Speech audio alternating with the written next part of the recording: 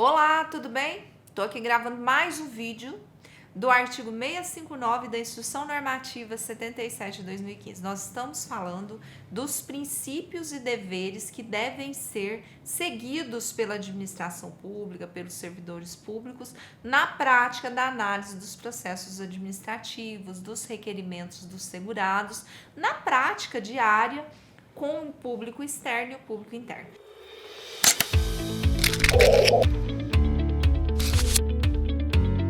Então, nós falamos de 12 princípios e deveres que muito dizem respeito aos princípios da boa-fé processual, dignidade da pessoa humana, devido processo legal, princípio da igualdade, isonomia, igualdade, enfim, são princípios que devem ser seguidos pela administração pública. Eles estão no processo civil e estão na Constituição Federal. Aí, uma pergunta.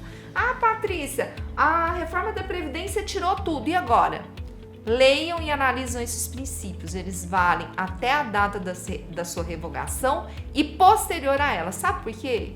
Porque são condutas que são condutas gerais guiadas pela lei, guiadas pela Constituição Federal, guiadas pelo processo administrativo, pelas leis que regem o processo administrativo de forma geral. Então vamos lá, inciso 13. Nós vamos falar agora do compartilhamento de informações com órgãos públicos na forma da lei. Esse compartilhamento de informações com órgãos públicos, ele só pode ser feito na forma da lei, porque são dados pessoais dos segurados, que não pode ser por mero portaria, um requerimento, ser passado para a Receita Federal, para um banco. Não, a lei precisa disciplinar isso, senão nós não vamos viver num estado policialesco, não num estado democrático de direito, ok?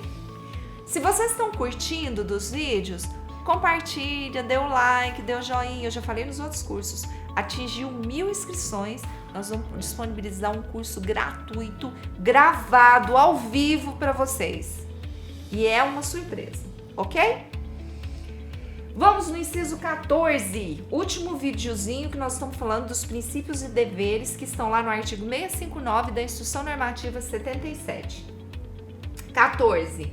Garantia dos direitos à comunicação, a apresentação de alegações finais, a produção de provas, a interposição de recursos nos processos que possam resultar sanções e nas situações de litígio, e possam possibilitar situações de litígio. O que aqui quer dizer? Devido processo legal. Produção de provas, interposição de recursos e comunicar. Olha, você tem um prazo para interpor recurso, prazo é X. Ele tem que ser comunicado de forma hábil, cabível, porque às vezes aquela pessoa não está representada por um advogado, é uma pessoa leiga.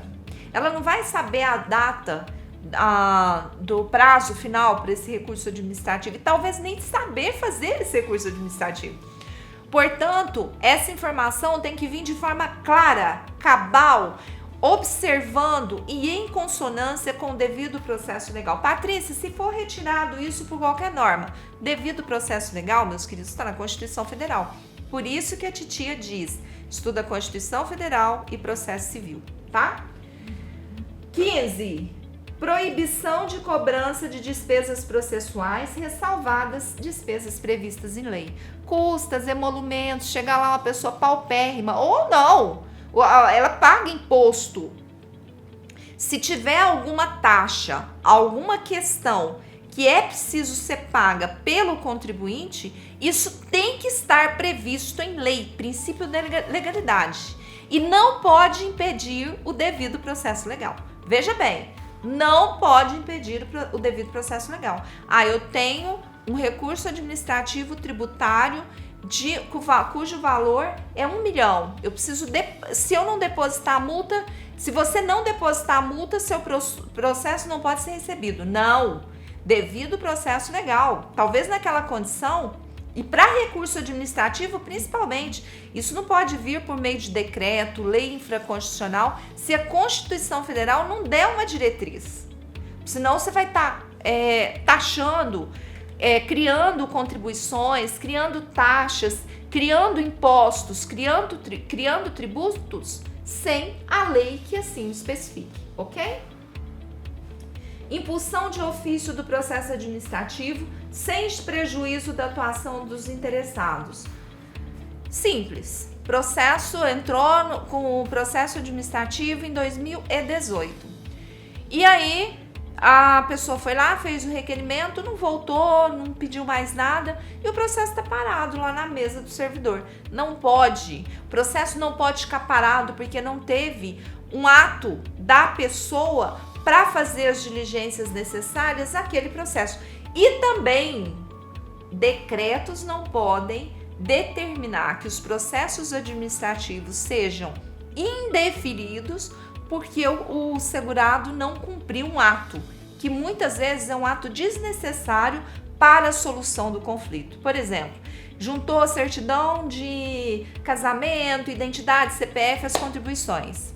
Tudo certinho, mas não juntou um comprovante de endereço atualizado. Deu requerimento, deu prazo lá para juntar o comprovante de endereço atualizado. O cara não sei, por algum motivo não juntou.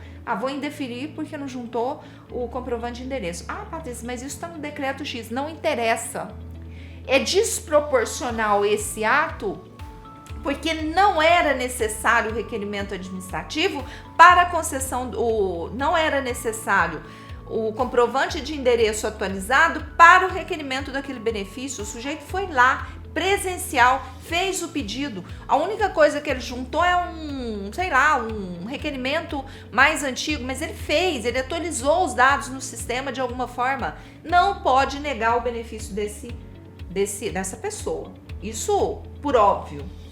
Interpretação da norma administrativa da forma que melhor garanta o atendimento do fim público a que se dirige, vedada a aplicação retroativa de nova interpretação.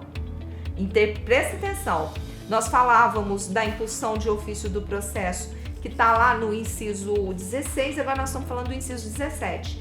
Interpretação da norma administrativa da forma que melhor garanta o atendimento do fim público a que se dirija, vedada a aplicação retroativa da nova interpretação. Existe algo que está na Constituição Federal que tem a ver com o devido processo legal, mas mais ele tem a ver com direito adquirido, ato jurídico perfeito e coisa julgada, que é a garantia das normas mais favoráveis no ato da satisfação daquele fato. Ocorreu o fato, era uma norma, é aquela norma que tem que ser aplicada. Mas aí surgiu uma norma desfavorável. Eu não posso retroagir aqueles atos que já se consubstanciaram no tempo e no espaço sob a égide daquela lei antiga. Por quê? Isso tem a ver com a irretroatividade das normas que vão trazer prejuízo às pessoas, exceto no penal, porque o penal tem a ver com a liberdade dessas pessoas. Se uma lei era muito desfavorável, a sociedade falou, não, a gente entende que aquilo lá não é mais delito, a própria sociedade entendeu que aquele fato caiu em desuso, não é mais delito, ela tem que retroagir para beneficiar o réu, porque diz diretamente com a liberdade dele.